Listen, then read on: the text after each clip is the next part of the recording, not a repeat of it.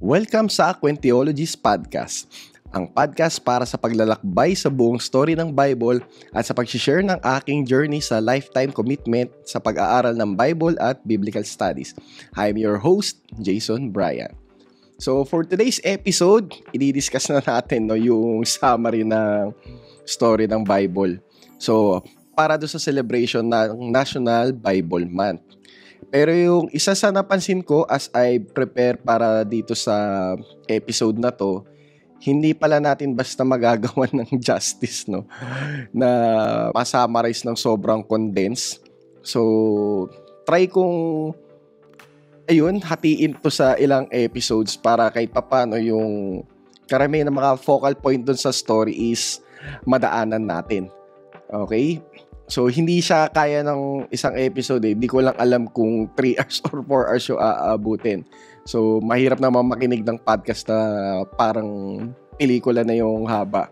So, I'll try my best, no, na i-summarize yung story ng Bible. So, bali, for today, ang babasahin nating summary is yung mula sa Genesis hanggang sa na-exile yung people of Israel. Okay? So, bali sa mga future episodes na kung saan babalikan natin ulit ito at dahan-dahan na tayo, no? Hindi na tayo masyadong magtatatalo ng verse. So, bali, more likely, aaralin na natin siya at magsasagawa na tayo ng notes para makita natin, no? Once na magbasa tayo, tapos mag-observe tayo, na kung saan, no, yung hermeneutical question natin or yung question natin for interpretation, yung itatanong natin is, ano ba yung story na tinitel ng Bible. So, hindi muna natin hahayaan na mauna yung mga systematic theology natin, no? So, ayun, for now, simulan na natin kung ano ba yung summary ng story ng Bible, no? Ano yung plot conflict, tapos ano yung magiging towards sa resolution. So, ayan, di ba? Bali, nagsimula yung story ng Bible sa pag-create ni Lord ng buong universe, di ba? Tapos yung parang pinaka-pinnacle point nun is yung paggawa ng humans. So, bali dito, makikita natin, no, kung ano yung parang pinaka-purpose natin dito sa mundo. So, sa Genesis 1:26, so, ang binabasa ko palang version is yung Pinoy version. So, tapos, sinabi ng Diyos, mag-create tayo ng tao kagaya natin. Sila ang mamamahala sa mga isda sa dagat, sa mga ibon sa langit, at sa lahat ng mga hayop sa mundo. Maamo at mabangis, malaki at maliit. So, kinreate nga ng Diyos ang tao at ginawang kagaya niya. Kinreate niya sila na lalaki at babae. So, yun, binless niya sila at sinabi sa kanila, magkaroon kayo ng maraming anak, punuin ninyo ang mundo at kayo ang mamahala dito. Kayo ang maging in charge sa mga isda, ibon at lahat ng hayop. So, yun, di ba, yung isa sa mga pinaka-role natin is pamahalaan itong mundong ibabaw, no? To care for it.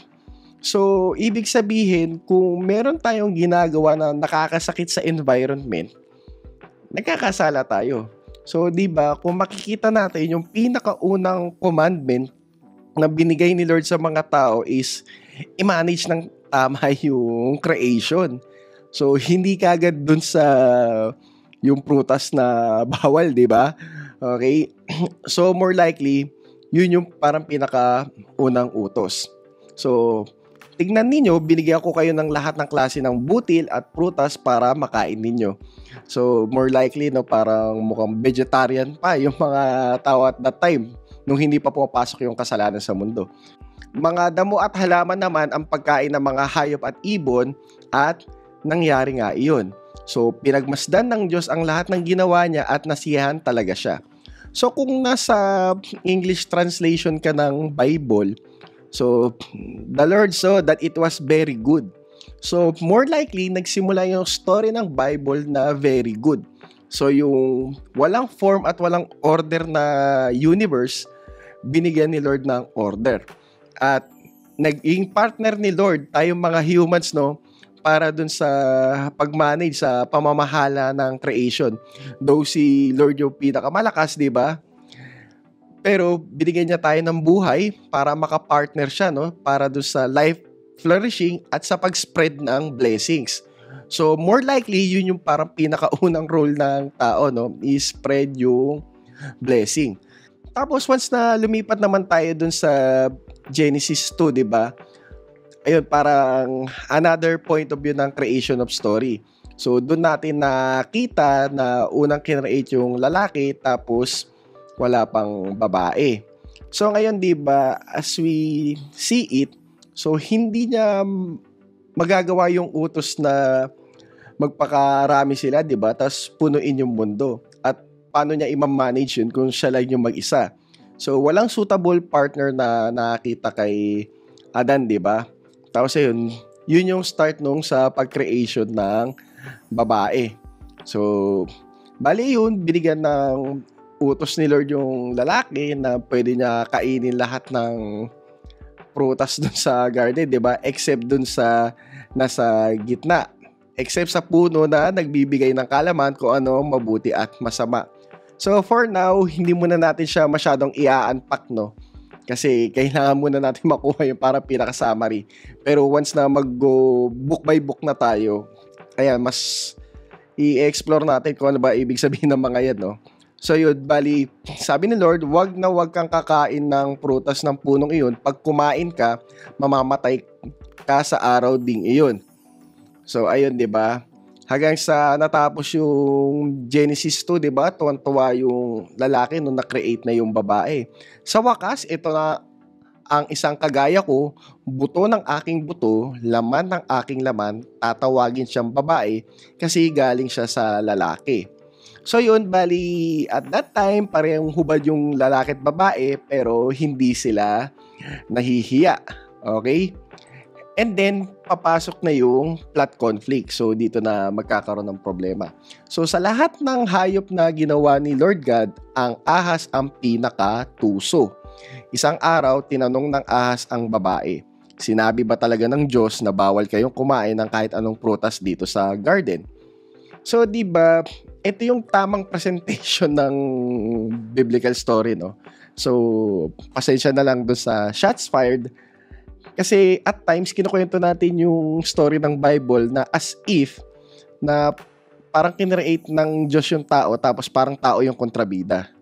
Parang lumalabas na wala sa senaryo yung serpent dun sa garden na nag-deceive dun sa humans. Kasi yung serpent na yan, more on, ang goal niyan is masira yung mga tao. So, hindi ang goal niya is magkaroon siya ng mga kakampi na humans tapos lalaban dun sa Diyos. Alam niya naman na all-powerful si Lord. So, ano yung kailangan niya gawin? Eh di siraan yung mga humans kasi mahal ni Lord yung tao eh. So, wala siyang alam, hindi niya naman malalabanan si Lord, hindi niya naman matatalo. So, yung pwede niya lang magawa is, ayun, bali, sirain yung mga humans na kung saan mahal na mahal ni Lord yung humans, no? Okay. So, dito, nagkaroon ng deception. Parang nagka-cast ng doubt yung serpent dun sa babae. Kasi, di ba, binigay nga lahat sa kanila ng prutas. Except dun sa yung knowledge of good and evil. Pero, ayan, di ba, ang tanong niya, bawal ba kayo kumain ng kahit anong prutas dito sa garden? So, nagkakasya ng doubt, di ba? So, sumagot yung babae. Pwede naman kaming kainin ang kahit anong prutas dito sa garden, except sa prutas nung punong nasa gitna. So, sinabi ng Diyos, ayan, wag namin kainin yung prutas ng punong iyon. Wag din namin hahawakan or else, mamamatay kami. Okay? So, wag muna natin bungkalin, no? Bakit nagkaroon ng wag hawakan? Eh, kasi di ba yung lumalabas na utos is yung wag lang kainin. Hindi naman kasama yung wag hawakan. So, yun. Tapos, hindi yan. Sumagot naman yung ahas. So, hindi totoo yan. Hindi kayo mamamatay. Sinabi lang yun ng Diyos kasi alam niyang kapag kinain nyo yun, magiging parang Diyos kayo, malalaman nyo, okay, kung ano ang mabuti at masama. Bali, tinignan ng babae ang puno at nagandahan siya dito, mukhang ang masarap kainin ang prutas nun. Naisip din niya, ang sarap siguro maging matalino. So, kumuha siya ng prutas, kinain niya yun. So, binigyan niya din yung asawa niya nandun at kumain din ito. And then, at that moment, namulat sila, no? At na-realize nila ang hubad sila. Kaya nagtahi sila ng mga dahon ng fig tree para ipangtakip sa sarili. Okay? So, ayan na. Bali, nagkaroon na sila ng parang conscience, no? O consciousness.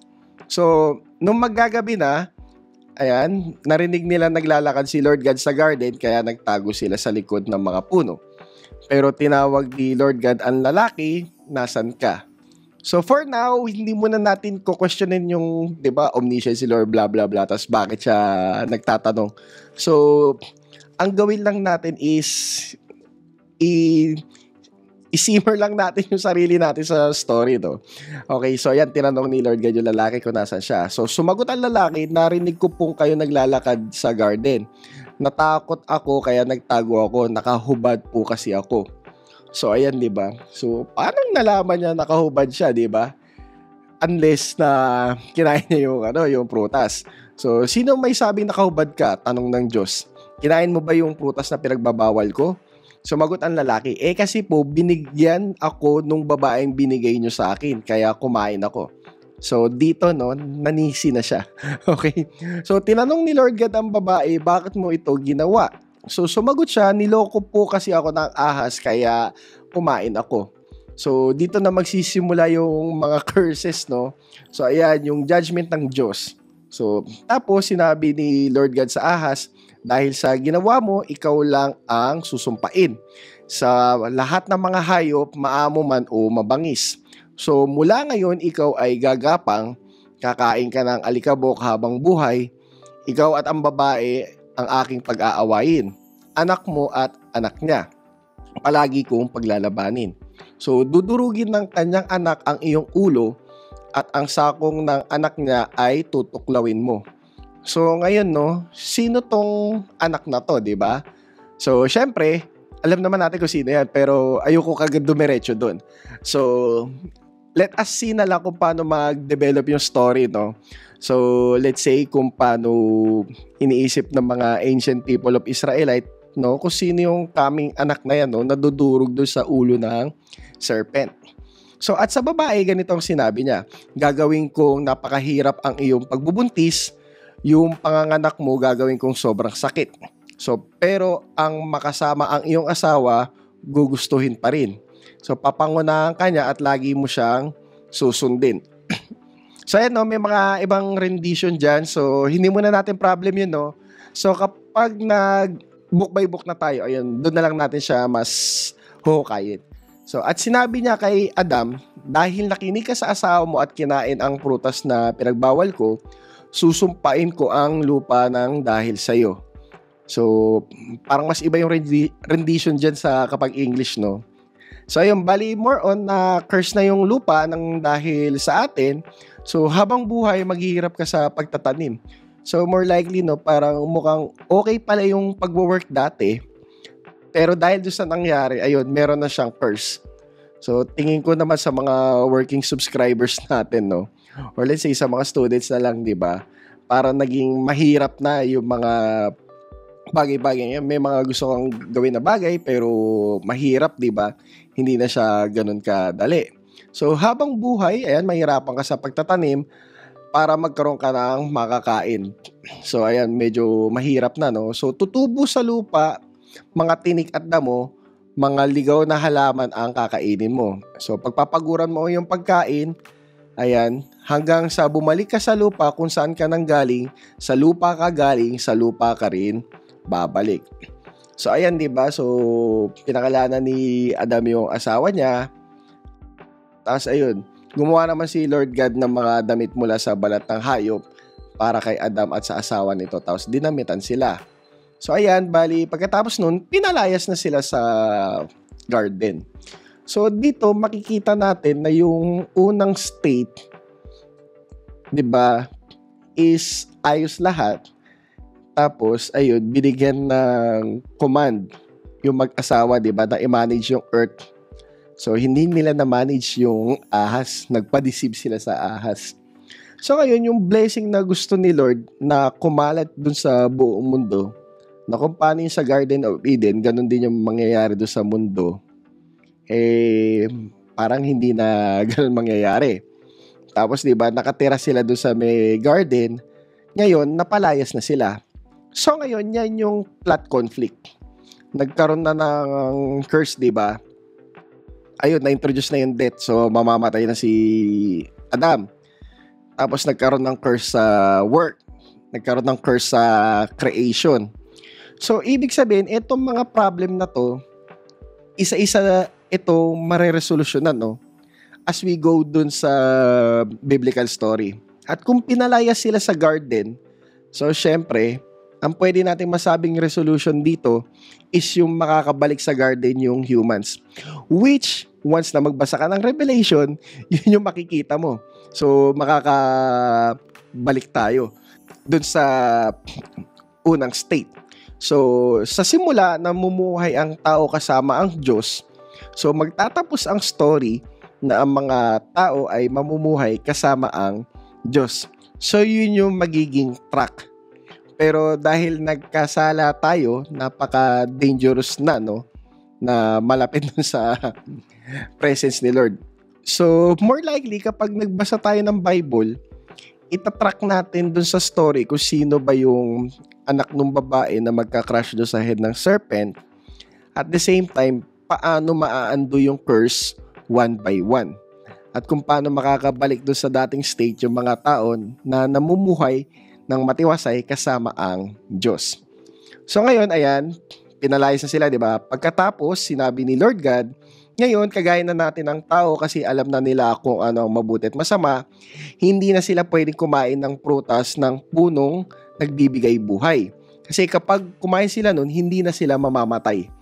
So, medyo, ang irony nun, no? So, kung imbued ka na with sin, tapos kakain ka pa nung tree of life, so magiging immortal ka na makasalanan. So, ang hirap naman nun, di ba? So, out of loving, pinalaya sila ni Lord sa Garden ng Eden, pinagbungkal sa kanila ang lupa kung saan sila nagmula. Tapos naglagay ang Diyos ng mga creatures na may pakpak, or let's say yung cherubim, no? Sa bandang east ng garden, naglagay din siya na nag-aapoy na espada na umiikot sa lahat ng direction para walang makalapit sa puno na nagbibigay buhay. So more on, for our own good na din yun. Kasi ang hirap nga, di ba, na kung nasa makasalanang state ka, tas ayun, yung immortality makukuha mo, hindi parang forever evil ka na nun. Okay? So, as we go dun sa story, nagkaroon ng anak si Adam at Eve, si Cain at si Abel, and then, ayun, yung unang murder nangyari. Pinatay ni Cain yung kapatid niya si Abel. Tapos, ayun, as you go dun sa story, si Lamech naman, pumapatay din. Hanggang sa naging medyo magulo na yung mundo. So, as we fast forward dun sa Genesis 6, so eto na yung story. So, dumami ang mga tao sa mundo at nagkaroon sila ng mga anak na babae. So, yung be fruitful and multiply, nangyari naman. Kaya nga lang, no, parang yung blessing na dapat na kumalit, parang baliktad yung nangyari. Nung makita ng mga heavenly beings, so dito, di ba, makikita natin na meron talagang mga kontrabida sa sin. So, hindi lang yung tao, pero meron mga spiritual beings na nagkokos, no, ng rebellion.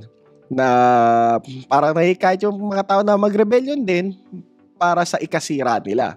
Okay? So, nung nakita ng mga heavenly beings na magaganda yung mga babae anak ng tao, ginawa nilang asawa kung sino man ang magustuhan nilang yun. Tapos, sinabi ni Lord, hindi ko napapayagang mabuhay forever ang mga tao kasi mortal sila. Mula ngayon, hindi nalalampas sa 120 years ang buhay nila. So, nung time na yun, ayun, at kahit pagkatapos noon, nagkaanak yung mga heavenly beings dun sa mga babae, mga higante yung mga naging anak nila, sila yung malalakas at sikat noong unang panahon. So, nung makita ni Lord na sobrang sama na ng tao sa mundo at palaging masama ang iniisip nila, nagsisi siya na kinreate pa niya sila. So, yun, di ba? Ang sakit nun para sa kanya. Sinabi niya, buburahin ko na sa mundo ang lahat ng taong kinreate ko. Pati ang mga hayop at ibon, sana pala hindi ko na lang sila ginawa. Pero kay Noah, natutuwa si Lord.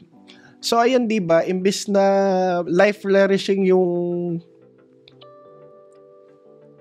yung kumalat, ang kumalat is yung kasamaan.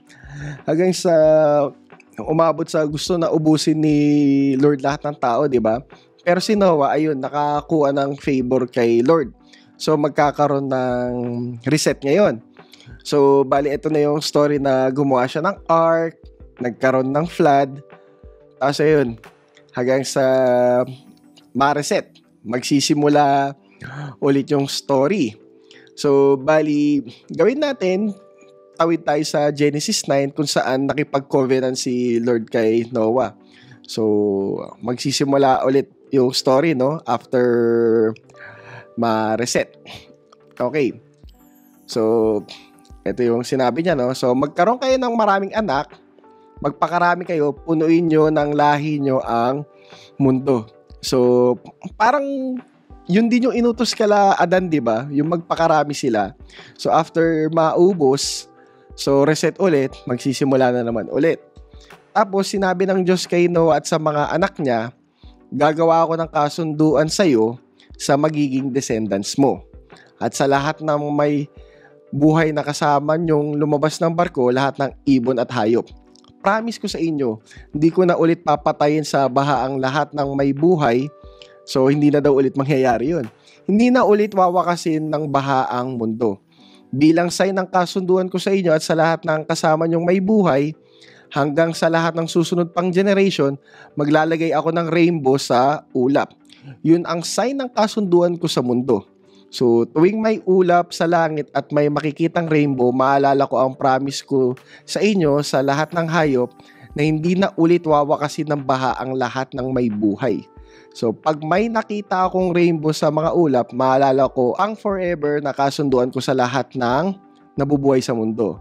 Yun ang sign ng kasunduan ko sa lahat ng may buhay sa mundo. So, more likely sa ancient times, ang ibig sabihin no, kung merong rainbow, kasi parang significance siya nung pana. So, kung nakakita mo yung rainbow, ibig sabihin, hindi hawak ni Lord yung pana. Kumbaga, naka-rest siya. So, ayan, di ba? So, more likely, parang good to go na ulit.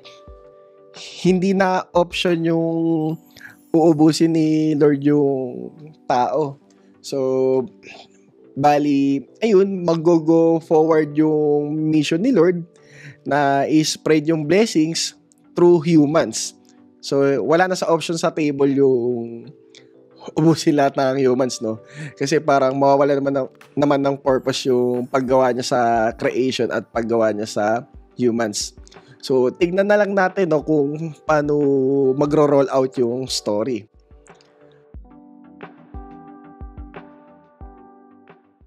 So, bali, fast forward natin, magkakaroon na naman ng bagong rebellion, no? So, more likely yung sa Tower of Babel. So, more likely, dawit na naman dito yung mga evil spiritual beings, no? Na kung saan, masuhukay na lang natin kapag nag-go na tayo book by book. Tapos dito na yung pinaghiwalay-hiwalay yung mga tao. Kasi nga, di ba?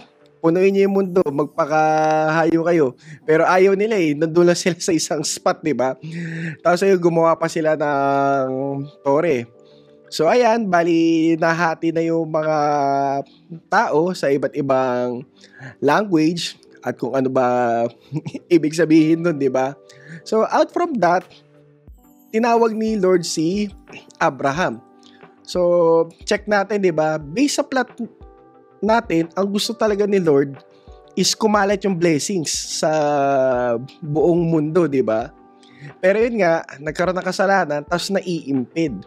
Ngayon, tinawag niya si Abraham. So, dito na ulit mag-continue yung story. So, iwanan mo ang bayan mo, ang mga kamag-anak mo, pati ang bahay ng tatay mo at pumunta ka sa lugar na ituturo ko sa iyo. Bibigyan kita ng maraming anak at apo at magiging isang malaking bansa sila. Ibe-bless kita at makikilala ang pangalan mo para maging blessing sa iba. Ibe-bless ko ang magbe-bless sa iyo, pero susumpain ko ang susumpa sa iyo. Dahil sa iyo, mabe-bless ang lahat ng mga bansa. So, ibig sabihin, manggagaling kay Abraham, no, yung resolution. Kasi 'di ba, sila daw yung magiging blessing nung lahat ng bansa. So ngayon kapag nagbasa tayo ng story ng Bible, isa ito sa mga aantayin natin. Kailan ba mangyayari ito? Na mabibless lahat ng bansa through Abraham. So more likely, ang kalaban ng curse is blessing. So more likely, maa-undo yung mga curse, no? Through Abraham.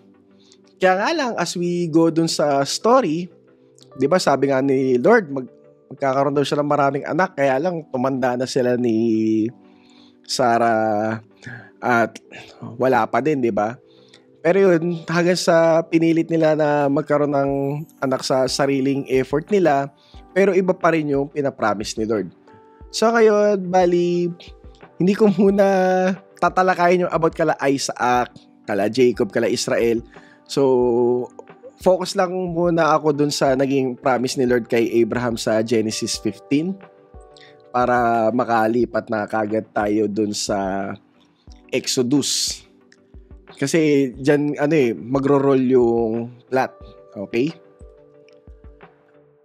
So, ayan, bali, nangangamba na si Abraham nun, no? Dahil ang dami niyang mga kayamanan pero wala siya tagapagmana. And then, nakipag-covenant si Lord sa kanya. Tapos ayun, nung dumaan si Lord dun sa mga kinatay na hayop, ayun, sabi ni Lord, gumawa si Lord ng kasunduan nila ni Abraham. Sabi niya, pinapromise ko sa iyo, ibibigay ko sa magiging lahi mo ang lahat ng lupain mula sa border ng Egypt hanggang Euphrates River. Pati ang lupain ng mga Kenites, Kenizzites, Kadmonites, Hittites, Perizzites, Repaites, Amorites, Canaites, Girgashites, at Jebusites. So, di ba? Bali, mangyayari kasi niyan, mapupunta sila doon sa lupain na hindi sa kanila, no? So, ayan, di ba? Sabi ni Lord sa kanya, makinig ka mabuti, magiging dayo sa ibang bansa ang mga anak mo. So, yun, di ba? Mapupunta sila doon sa Egypt. So, kapag mahal na araw, parating sikat yung palabas na 10 Commandments. So, magiging alipin sila doon at pahihirapan sa loob ng 400 years. Pero paparusahan ko ang bansa magpapahirap sa kanila at aalis sila doon na may dalang maraming kayamanan. So, more on yun yung aabangan natin doon sa Exodus. So, kung bakit sila napunta doon sa Egypt, nagkaroon ng matinding famine yan, hanggang sa si Joseph, nagkaroon ng mataas na position sa Egypt hanggang sa yung mga family niya pumunta doon. Doon nagtapos yung story ng Genesis. Tapos ayun, nagsimula yung Exodus na dumami na yung mga Israelites hanggang sa nagkaroon ng ruler, no, yung Egypt na hindi na nakakakilala kay Joseph. Hanggang sa naging threat sa kanya yung bansang Israel hanggang sa pinapahirapan niya to. So ngayon, bali lipat na tayo dun sa Exodus. So ngayon, 'di ba? So yung vehicle ni Lord para kumalat yung blessing sa buong mundo is yung lahi ni Abraham. So yung mga anak niya through Isaac. Kaya nga lang, 'di ba, bihag sila ngayon doon sa Egypt. So ngayon, paano magi-spread yung blessing na 'yon? Okay? So 'di ba, lumipas ang mga ilang taon, namatay din yung hari ng Egypt na nagpapatay ng maraming babies, no? Pero dumadaing pa rin sa hirap ang mga Israelites dahil sa pangalipin sa kanila ng mga Egyptians. So sabi nila, Lord, please, tulungan mo po kami. Narinig ng Diyos ang mga hinaing nila at naalala niya ang kasunduan niya kina Abraham. So di ba sabi niya nga after 400 years ilalabas niya. So nakita ng Diyos ang mga paghihirap ng mga Israelites at naawa siya sa kanila. So yun guys, nandyan na yung story ng 10 Commandments, no? So nakipaglaban sila Moses at Aaron dun sa Pharaoh. Pero at the same time, may spiritual battle na nangyayari dyan. So nakikipaglaban si Lord dun sa gods of Egypt. So makikita natin yan sa Exodus 12, no? Verse 12. Okay, so sa gabing yun, lilibutin ko ang buong Egypt at papatayin ko ang lahat ng panganay na lalaki, tao man o hayop. So kaya medyo hirap minsan yung ibabasahin yung Old Testament, no? Kasi parang napaka-brutal daw. Pero hayaan nyo, magsasama-sama tayo dyan kung paano natin lalampasan yan. So ayan, paparusahan ko rin ang lahat ng mga Diyos ng Egypt. Ako si Lord, or let's say ako si Yahweh.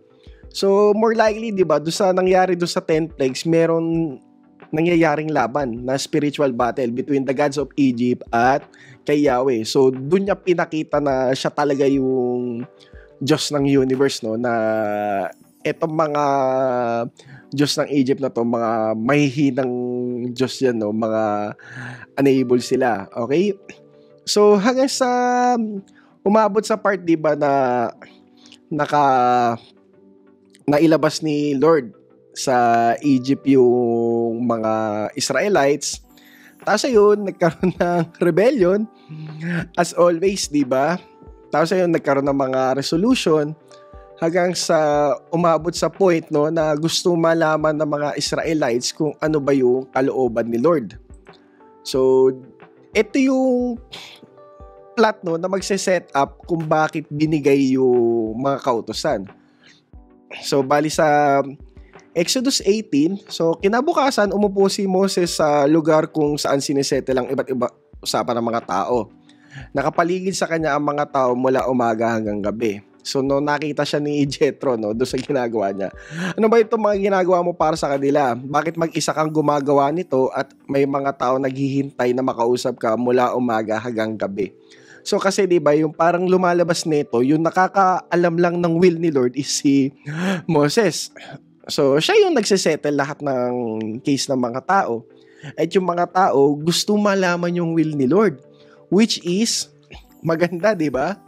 So sumagot si Moses, kailangan ko po itong gawin dahil lumalapit sila sa akin para malaman nila ang kalooban ng Diyos. So 'di ba? So paano nila malalaman? So kailangan ilahad ni Lord, no, kung ano ba yung kalooban niya. So kapag may problema sa pagitan ng dalawang tao, pupunta sila sa akin at siya yung nagde-decide, no, kung sino yung tama. Sinasabi ko rin sa kanila ang mga utos at ang mga batas ng Diyos. Yun nga lang, no, paisa-isa, no. So ito yung magse-set up kung bakit ayun nga, bakit kailangan ibigay yung law. Hanggang sa yun, pinayuhan ni Jethro na maglaan siya ng mga leaders, etc., etc., para hindi naman siya mahirapan. Hanggang sa Exodus 19, doon natin makikita, no, kung ano ba yung role ng Israelites. So nung unang araw ng 3 buwan after umalis ng mga Israelites sa Egypt, so tandaan natin, no, sila yung magiging vehicle ng blessing para kahit papaano ma-undo yung curses. Nakarating sila sa desert ng Sinai, so naglakbay sila, no. Kasi mula doon sa paanan, sa bundok, tinawag ni Lord si Moses. Sabi niya, sabihin mo ito sa mga Israelites, sa mga angkan ni Jacob. Nakita nyo kung ano ang ginawa ko sa mga Egyptians at dinala ko kayo rito sa akin na parang eagle na daladala ang sisiw niya sa mga pakpak niya. Ngayon, kung makikinig kayong mabuti sa akin at kung susundin nyo ang kasunduan ko sa inyo, magiging bayan ko kayong mas mahalaga pa kesa sa ibang bayan. Sa akin ang buong mundo, pero gagawin ko kayong isang bayan ng mga priest at isang bansang banal na para sa akin lang. Ito ang sabihin mo sa mga Israelites. Kaya bumaba sa bundok si Moses, tinawag ang mga leaders ng Israel at sinabi sa kanila ang lahat ng mga utos ni Lord. Ayan. Sumagot silang lahat, gagawin namin ang lahat ng utos ni Lord. Kaya ni-report ni Moses kay Lord ang sagot nila. So ayan, di ba? Naniniwala ba kayo na gagawin nila lahat ng utos ni Lord? Okay, pero so kahit pa paano may idea kayo kung ano yung nangyari sa story. Pero kapag tinignan natin doon sa plot, di ba? Gagawin ko kayong isang bayan ng mga priest. So ano ba yung mga function ng priest, di ba? So yung mga priest, sila yung mediator papunta dun sa Diyos, okay? So bali Israel yung means ni Lord para ibalik yung mga taong nag-way off na sa mga ways nila, di ba? Yung nangyari doon sa Babel. So Israel yung magiging means ni Lord para ibalik lahat yung mga yan papunta kay Lord. Pero ang tanong, di ba, Maki-carried out ba nila yung lahat ng mga utos at magiging magandang ehemplo ba sila? So, syempre, alam niyo yung nangyari dun sa story. Okay? So, ngayon, tignan natin yung isang mahalagang part din ng story no, na kadalasang hindi napapansin. Kasi 'di ba, tulad nga ng sabi natin kanina, ang isa sa mga magiging plot resolution is makabalik tayo sa garden or makasama natin si Lord, 'di ba? Yung presence niya. Kaya nga lang since nagkaroon na tayo ng sin, napakadelikado na dun sa presence ni Lord. Pero yan, as nagbigay ng utos si Lord, 10 Commandments, tapos kung paano ma-expand yung 10 Commandments, at the same time, yung ritual system nila, yung paggawa ng tabernacle, etc. Tapos, ayun, di ba, ito, gagawin kong banal ang tent, pati ang altar, at i-consecrate ko si Aaron at ang mga anak niya para mag-serve sa akin bilang priest. So, ito na yung mahalagang plot ng story. Maninirahan akong kasama ang mga Israelites at ako ang magiging Diyos nila. Malalaman nilang ako si Lord or ako si Yahweh, ang Diyos na naglabas sa kanila mula sa Egypt. Maninirahan akong kasama nila. Ako si Lord or ako si Yahweh, ang Diyos nila. So, ang end goal is makasamang mabuhay si Lord. So, yung isang prototype nito is yung kung paano mamumuhay yung Israel na kasama si Lord. Pero tandaan natin, di ba, napaka-dangerous na kasama si Lord, lalo na kung nasa sinful state tayo. So, di ba, kailangan natin i-track yung story na isa ito sa mga mahalagang plot na maninirahan si Lord kasama yung mga tao. Pero yun nga lang, di ba, may problem. So, as you go na basahin yung Leviticus, doon natin makikita no, kung paano minamanage yung problem ng sin. Pero as you go all throughout, as sa reflection ng book of Hebrews, na hindi sapat no, or inferior yung system sa Leviticus. Okay? Pero ngayon, ayan, focus lang muna tayo sa Old Testament. So, ibig sabihin, yung sa plot conflict natin at yung plot resolution, tama yung magiging plot resolution natin na makabalik or let's say makasama natin mabuhay si Lord. Kaya nga lang, nandun pa yung problema ng sin. So yun, bali, as you go do sa story, binigay yung rules sa ritual system nila or sa religious system nila hanggang sa nagkaroon ng rebellion, tapos ayaw na nila pumunta doon sa Promised Land kasi dahil doon sa mga giants, no? Hanggang sa, ayun, pinarusahan sila ni Lord ng 40 years. No? So, nag-ikot-ikot sila doon. Hanggang sa yung mga new generations lang yung pwede makapasok. So, yung mga rebellious generation, hindi pinapasok. So, sad to say, no, hindi rin makakapasok sa Promised Land si Aaron tsaka si Moses. So, namatay sila doon sa labas. Okay? So ngayon, di ba, tignan natin doon sa preaching ni Moses sa Deuteronomy kung ano ba yung parang goal din ng mga utos. So, tinuro ko sa inyo ang mga utos at instructions ni Yahweh na aking Diyos gaya ng inutos niya sa akin. Sundin nyo ang mga ito sa lupaing sasakupin at titirhan ninyo. Lagi nyong sundin ito para makita ng mga ibang bansa kung gaano kayo katalino at karunong. Kung susundin nila. Okay? Pag narinig nila ang mga batas ninyo, sasabihin nila, wow, talagang matatalino at marurunong ang mga tao sa makapangyarihang bayan na ito. Walang ibang bayan gaano man ang kagaling ang may Diyos na malapit sa kanila. Gaya ni Yahweh na Diyos ating na malapit sa atin.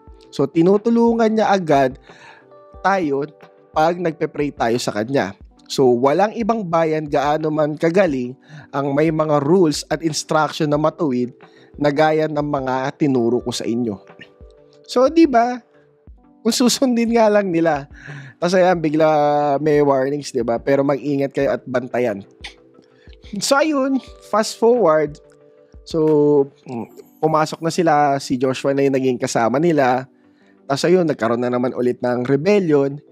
And then, dun sa Book of Judges, mas dun natin nakita, ayun, naging makasalanan na naman yung mga Israelites para naging katulad na sila ng mga surrounding countries na nakapalibot sa kanila.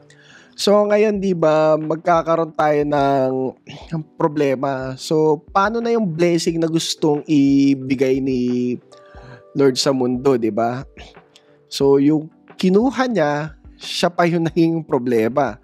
So di ba sabi nila, susundin daw nila yung utos ni Lord. Pero as magtatapos yung sa Judges 21:25, so ayan, di ba, wala pang hari sa Israel nung time na yun. Ginagawa ng mga tao kung anong tama sa tingin nila. So, hindi na sila nakikinig sa utos ng Diyos. So, bahala na lang sila. Kung ano yung naisip nilang tama, yun na yun. Okay? So, yan yung time na naging magulo dun sa Israel. Hanggang sa yan, papasok na tayo dun sa Book of Samuel. Okay? So, lumalabas, di ba? Parang based dun sa plot, parang kailangan ng hari nung Israel. Which, yun yung nakakalungkot, no, para kay Lord. Kasi, di ba, ayun sa Samuel, nagkaroon ng mga laban-laban dyan. Kaya sabi ko, di ba, ang hirap parang isama rin yung story ng Bible para mas magandang daanan talaga natin siya fully para makita natin, di ba, kung ano ba talaga yung plot. So, ngayon, sorry, no, kung shots fired. So nakikita natin kahit papaano yung beauty ng story ng Bible.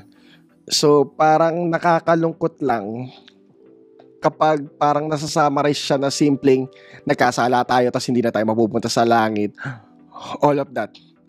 Pero nung binabasa natin, parang hindi naman ganun lumalabas yung plot conflict. So yun kasi yung nagiging resulta kung magbabasa lang tayo ng 3 chapters lang ng Genesis tapos biglang talon na sa New Testament. So yun sorry to say, pero yun yung nakikita nating observation. So nakikita natin na iba yung story na tinitel, tapos kahit papano yung mga problems yun pa naman rin yun, pero kahit papano nakikita natin kung ano yung mga plot resolution na nalilaid along the way.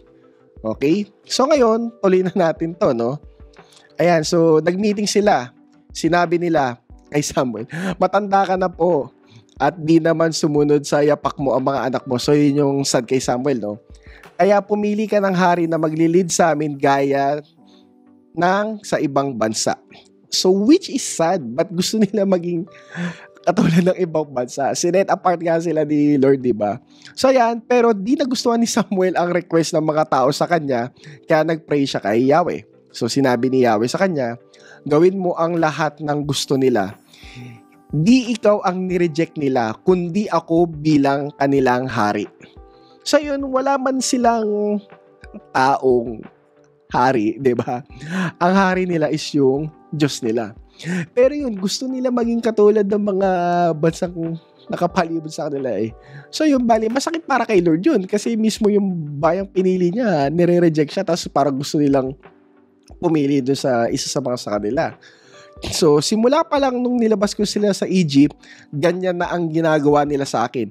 Tinatalikuran nila ako at nagsuserve sila sa ibang mga Diyos.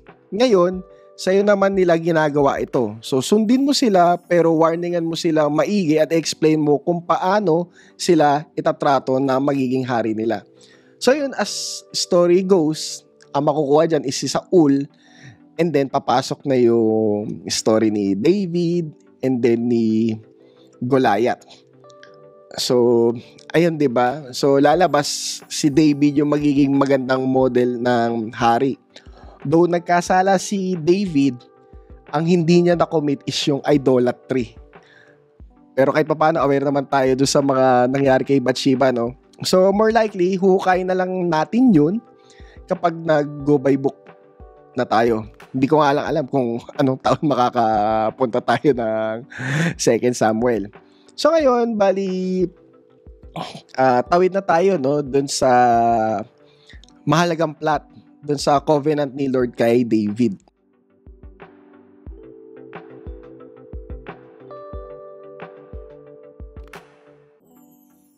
So ayan, nasa 2 Samuel yun, tapos 7. Okay, so after makipagbakbakan ni David, no?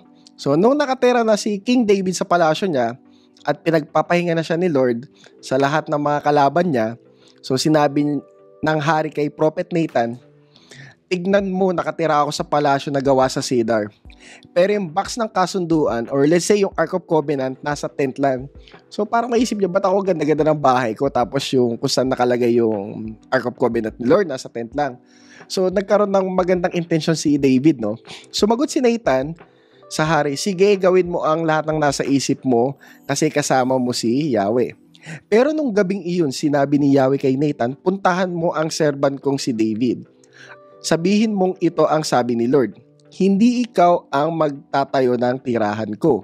Hindi pa ako nakatira sa isang bahay na permanente mula nung araw na niligtas ko ang bayan ng Israel sa Egypt hanggang ngayon. Sa tent lang ako nakatira habang naglalakbay. Sa lahat ng lugar na napuntahan ko kasama ang buong bayan ng Israel, hindi ako nagsabi sa mga leader ng mga tribes na inutusan kong mag-alaga sa bayan kong Israel na gawan nila ako ng bahay na gawa sa cedar. So, parang nire-reject ni Lord yung good intention ni David, di ba? Pero yun, si Lord daw yung magtatayo nung tira ni David. Kaya sabihin mo rin sa servant kong si David, ito ang sinasabi ni Lord na makapangyarihan, or si Yahweh na makapangyarihan. Ako ang kumuha sa iyo mula sa pag-aalaga ng tupa sa damuhan. So, kumbaga, di ba, yung ibig trivia, okay? Yung ibig sabihin ng tawag dito God, tawag dito, di ba, si David, yung man after God's own heart. So more likely ang mas accurate na translation nun is man after God's choosing. So si Lord kasi yung pumili kay kay David. So parang ito yung sinabi niya, di ba? Siya yung kumuha sa kanya. So para gawing leader ng bayan kong Israel, so kasama mo ako kahit saan ka pumunta. Winasak ko sa harapan mo ang lahat ng kalaban mo. Gagawin kitang sikat tulad ng mga kilalang tao sa mundo, which is sikat nga si David. At pipili ako ng lugar para sa bayan kong Israel at doon ko sila ilalagay. Doon sila titira at wala nang manggugulo sa kanila. Ang tanong, no, kailan kaya mangyayari yan? Di na sila aapihin ng mga taong marahas gaya ng dati. Nung time na nag-a-appoint ako ng mga leaders ng tribe sa bayan kong Israel at pagpapahingahin kita sa lahat ng kalaban mo. Hindi lang yun. Ako si Yahweh. Ako nagsasabi sa iyo na gagawin kong matatag ang lahi mo. Okay? Angat natin ha. Pag namatay at nalibing ka sa libingan ng mga ancestors mo, gagawin kong haring papalit sa iyo ang isa sa mga magiging anak mo. At papatatagin ko ang kaharian niya. Siya ang gagawa ng templo para sa akin. So, hindi si David kundi yung anak niya. At gagawin kong forever na matatag ang paghahari niya. Ako ang magiging tatay niya at magiging anak ko siya. Wow, ang close. Pero tanong, di ba? Sino kaya yan? Siyempre, as a Christian, believers in Christ, kilala natin kung sino yan. Pero hayaan lang natin mag-roll out yung story. Huwag kagad natin i-direct kaya di ba? Para kahit paano, ma-build natin talaga yung plot. Once na mag-go tayo book by book. So, pag gumawa siya ng mali, paparusahan ko siya gaya ng pagpaparusa ng isang tatay. So, di ba, ayun bigla may ganun kagad. Pero hindi magbabago ang wagas kong pagmamahal sa kanya. Di gaya ng ginawa ko kay Saul na tinanggal ko bilang hari para palitan mo. At kaharian mo ay sigurado magtatagal, magiging matatag ang paghahari mo forever. So, more likely, di ba, sino kaya itong anak ni David na to, no? Na maghahari daw forever. Okay, so yan yung titignan natin plot. Kasi di ba mahalaga yung role nila para ma-bless yung lahat ng nation, para ma-undo yung curses. Pero yun, as we go dun sa story, sad to say, no, ayun, okay na naging anak si Solomon, di ba? Tapos gumawa siya ng templo. Tapos, tinanong niya pa nga si Lord nun So, basahin natin yun, no, sa 1 Kings 8, tapos verse 27, no? Okay. So, after niya magawa yung temple, di ba? So, may tahanan na si Lord. So, ayan, napatanong siya. Pero talaga bang maninirahan ng Diyos sa lupa? Hindi sapat ang buong langit para maging tirahan mo. Gaano pa itong temple na tinayo ko? Pero Yahweh, aking Diyos, sana pakinggan mo ngayon ang prayer at request ko na servant mo. Araw-gabi mong bantayan ang temple, ang lugar na sinabi mong dun ka i-worship. Pakinggan mo ako tuwing humaharap ako sa temple at nagpe-pray. Pakinggan mo ang prayer ng servant mo at ng bayan mong Israel sa tuwing haharap kami dito at magpe-pray. Pakinggan mo kami sa tahanan mo at tahanan mo sa langit at patawarin mo kami. So ayan, pag may taong pinagbintangan gumawa ng masama sa kapwa niya at dinala sa altar mo sa temple na ito para sumumpang wala siyang kasalanan, makinig ka mula sa langit. Ikaw ang kumilos at humatol. Parusahan mo at panagutin ang nagkasala. At i-declare mong walang kasalanan at bigyan ng reward ang taong hindi guilty. Pag natalo ng mga kalaban ang bayan mong Israel dahil nagkasala sa iyo, tapos nagbalik loob sila at kumilala sa iyo at nagpray sa iyo sa temple na ito, pakinggan mo sila mula sa langit. Patawarin mo ang kasalanan ng bayan mong Israel at ibalik mo sila sa lupang binigay mo sa mga ancestors nila. So, parang nangyayaring magkakaroon talaga ng paglayos nila sa lupa, no? Okay? So, pag hindi nagpaulan ang langit bilang parusa mo dahil sa nagkasala sila sa iyo tapos nagpray silang nakaharap sa lugar na ito, kilalanin ang pangalan mo at tumalikod sa kasalanan nila. Pakinggan mo sila sa langit. Patawarin mo ang mga servants mo, ang bayan mong Israel, pag tinuruan mo sila kung paano mamuhay ng tama. At magpaulan ka sa iyong lupain na pinamana mo sa iyong bayan. So ayan, di ba may mga curses saka blessings, di ba? Tapos ayun, bali umabot pa nga dito, no? Ayan, ganun din ang gawin mo kapag may dayuhan. Ayan, isang di kabilang sa bayan mong Israel na dumating mula sa malayong lugar para i-honor ka. So dito nakikita natin yung sprinkle na darating yung araw na mayroong mga Gentile katulad natin na mag-worship kay Lord. 'Di ba? Doon sa temple na 'yon. Kaya nga lang, as the story goes, ayun, ang pinakamali ni Solomon is nag-commit siya na idolatry. Nag-worship siya sa ibang mga gods hanggang sa umabot sa part, yung mga ninuno niya, nahati yung bayan ng Israel. So, nahati sa yung naging term na Israel, parang ang ibig sabihin nun is yung northern tribe, yung 10 tribes. Tapos naman, yung nasa baba is yung Judah. So, bali, Judah and Benjamin. So, bali, ganun yung nangyari. So, nagkaroon sila ulit ng cycle ng mga kasalanan, parang katulad dun sa Book of Judges. So, dun sa 1 Kings 14, so, ang lapit lang, di ba, dun sa 8. Ito na yung mga paulit-ulit na kasalanan ginawa nila. Masama ang ginawa ng mga taga-Juda sa paningin ni Lord. Matinding selos ang pinadama nila sa kanya dahil gumawa sila ng mga kasalanang mas malala pa sa ginawa ng mga ancestors nila. So ayan, nagpatayo sila ng mga ng mga rebulto, ayan, 'di ba? Ng mga pillars ng symbol ni Asherah. Hanggang sa paulit-ulit yung cycle niyan sa 1 Kings and 2 Kings. Hanggang sa talagang napuno na si Lord, no? So, time na for exile. So, yung unang nasako para mapalayas is yung northern tribe ng Israel or yung 10 tribes. So, ayan, di ba? So, beast mode na si Lord. So, after ihiwalay ni Lord ang Israel sa Judah, so, ito na ngayon yung sinasabi natin. Nagkaroon na ng dalawang terms. So, kapag sinabing Israel, yun na yung 10 tribes. Kapag sinabing Judah, yun yung dalawa. So ayan, pinili ng mga Israelites si Jeroboam na anak ni Nebat para maging hari nila. Siya ang naging dahilan kung bakit tinalikuran ng Israel si Lord at gumawa sila ng kasuklam-suklam na kasalanan. Ginaya nila ang mga kasamaan ni Jeroboam at hindi nila tinalikuran ang mga kasalanang ito, yung idolatry. Kaya pinalayas sila ni Lord mula sa harapan niya. Gaya ng warning niya sa lahat ng servants niyang prophets, dinala bilang bihag sa Assyria ang mga Israelites kung saan naninirahan hanggang ngayon. So yung bali, tinanggal talaga sila dun sa lupain nila at more likely ang ginawa ng Assyrian dyan, kung ano yung mga iba't ibang lupa na nasakop ng Assyrian, kinalat-kalat nila doon.